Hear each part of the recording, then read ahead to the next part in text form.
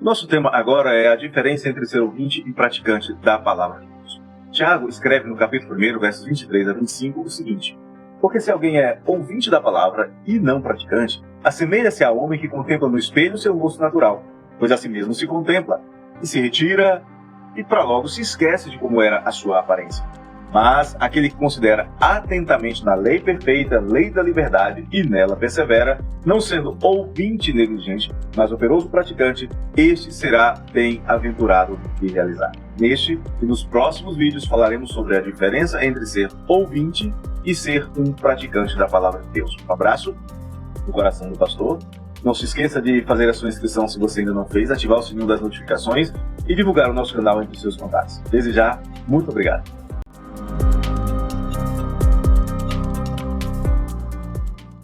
Você sabia que a prática da verdadeira fé produz como resultado a bem-aventurança ou a felicidade? É o que nos diz Tiago no capítulo 1, verso 25. Mas aquele que considera atentamente na lei perfeita, lei da liberdade, e nela persevera, não sendo ouvinte negligente, mas operoso praticante, este será bem-aventurado no que realizar. Você conhece alguém que, por acaso, tenha decidido não ser bem-sucedido? Talvez conheça alguém que não tenha pensado no assunto, que não tenha tentado ser bem-sucedido, mas alguém que tenha simplesmente decidido ser um fracasso? Alguém que um dia tenha olhado para si mesmo e falado assim: eu vou fracassar em tudo? Eu acho bem difícil encontrar alguém assim. Pelo outro lado, o que mais se vê são promessas de sucesso fácil. Gente ensinando como ganhar o seu primeiro milhão. Eu vi, por exemplo, um motorista de aplicativo em São Paulo, ao telefone, combinando dar um curso. Ele era coach, motorista de aplicativo, ele era coach, combinando dar um curso sobre como ganhar 1 milhão, que ele próprio não tinha. Claro, existem muitos outros semelhantes a este. E o alvo proposto é um só sucesso: sucesso econômico, sucesso profissional, sucesso relacional, sucesso no mundo. Você sabe que a Bíblia também fala sobre isso. A Bíblia também fala sobre sucesso, mas o maior fracasso que uma pessoa pode ter na vida é conseguir sucesso que o afaste de Deus. Tiago não é coach, mas Tiago diz sobre como ser bem-sucedido. Ele fala de conhecer e praticar as normas da lei de Deus, não as leis de comportamento ou de mercado. Ele fala de perseverança na obediência à lei de Deus.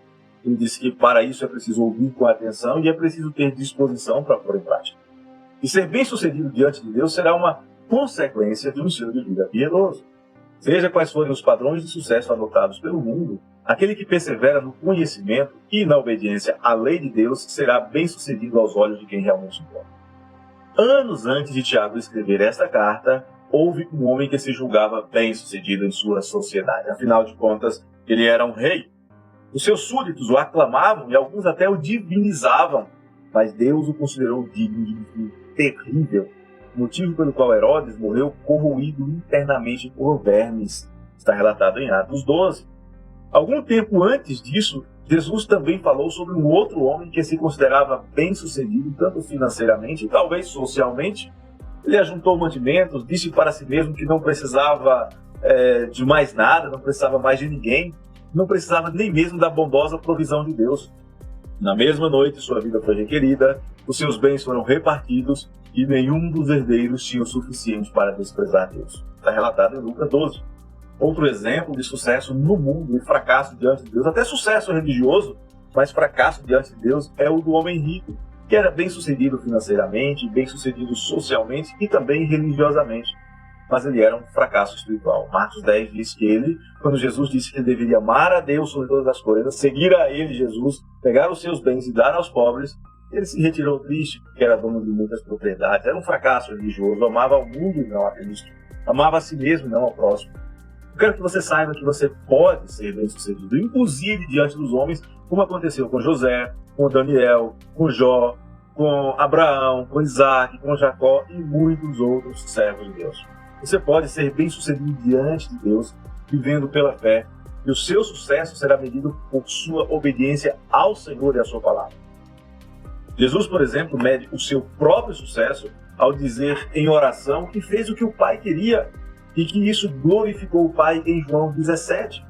O sucesso do crente está em cumprir a vontade do seu mestre, é o que Jesus diz em Mateus 5, que a nossa luz deve brilhar diante dos homens para que eles vejam as nossas boas obras e glorifiquem ao nosso Pai que está nos céus.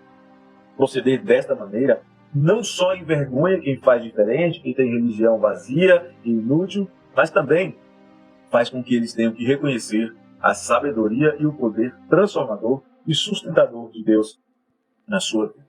Em 1 de Pedro, no capítulo 2, Pedro diz assim: mantenham exemplar o seu procedimento no meio dos gentios, porque naquilo que eles falam contra vocês, como se vocês fossem malfeitores, observando o que vocês fazem, observando as suas boas obras, observando a sua fidelidade a Deus, eles glorifiquem a Deus no dia da visitação. Eles podem até não gostar de Deus agora, podem rejeitar Deus agora, podem preferir a sua religião vazia, cheia de ídolos, mas vazia agora, mas no dia do julgamento do Senhor eles terão que dizer: puxa vida, aqueles que criam em Jesus Cristo estavam corretos. Um abraço do coração do pastor, e que seja você esse exemplo de fé.